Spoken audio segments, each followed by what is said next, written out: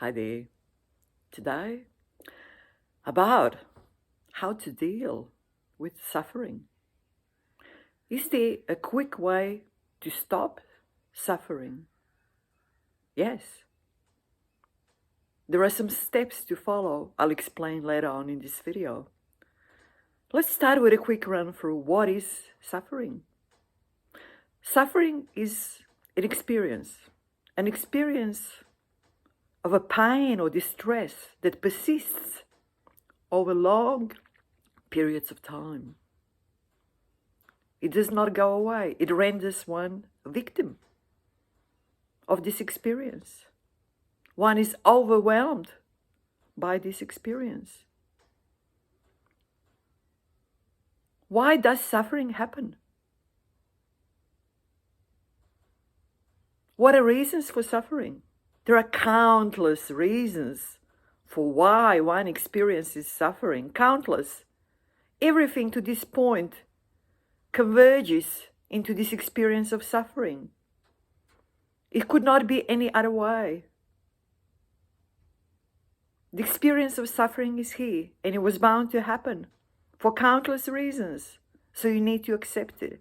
Acceptance is very important. There is experience of suffering. That's what is, and we need to accept it. Stop fighting it. Stop running away from it. Stop trying to suppress it or anything else similar. Just accept. Acceptance of what is. What exactly is the experience of suffering? There are chains of thoughts on the topic of suffering. All this pain in the past, in the present, projections in the future, all the details about this pain, about this distress, and so on and so on. The topic is always suffering. And these chains of thoughts repeat themselves all the time, non-stop. They never stop. And by attaching to these thoughts, to these chains of thoughts, by identifying with these thoughts, the experience of suffering comes along, persists, because we keep attaching to these thoughts as these thoughts are circling, non-stop, repeating themselves, repetition after repetition after repetition, more and more detail, more and more projections into the future, more and more hopelessness. This experience of suffering is usually connected with the hopelessness. I'm always going to suffer. It's never going to be any different. I'm never going to get out of it. And then victimization. We feel like we're a complete victim here. Why did it happen to me? Why is it happening to me? You know, we are victim of everything. We are victim of the pain, of the physical pain. We are victim of people. We are victim of circumstances. We are victim of past events and so on and so on. So this experience of suffering is always connected with a complete experience of victimization. It's overwhelming. It's a fourth overwhelm. Now there is a routine, a very short, a few-step routine that I explained in a recent video that's titled How to Stop Being Overwhelmed by Thoughts. Just go there and start practicing that routine. It's very simple, it's very short, it's very efficient. You just need to persist, you need to be decisive about it, you have to be disciplined about it and use it. Whenever this chain of thoughts or chains of thoughts circle and you identify with them and you jump on the bandwagon, you use those steps. You see, there is so much suffering on the surface level in this world, so much suffering. Individuals suffer, nations suffer, earth suffers. And this suffering is intensifying. It's getting bigger by the day. It's more and more and more suffering. The surface level is more and more distress. We need to find a way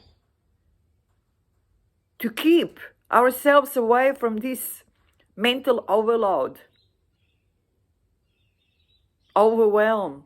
Stop drowning in the thoughts, in the mental concepts. It's very important. In the past, I've suffered a fair bit myself for decades. I was a migraine sufferer. I suffered from lower back pain. I was a victim and suffered because of that, a victim of people, a victim of circumstances. And of course, I was sort of proportioning the blame around me. I was always a victim. It rendered me passive in a way. I did struggle. I did try to find ways to get out of it, but I was overwhelmed by this suffering and this feeling of hopelessness that was connected with this suffering. But once I really completely understood what it's about, what is this experience about, I was able to stop it.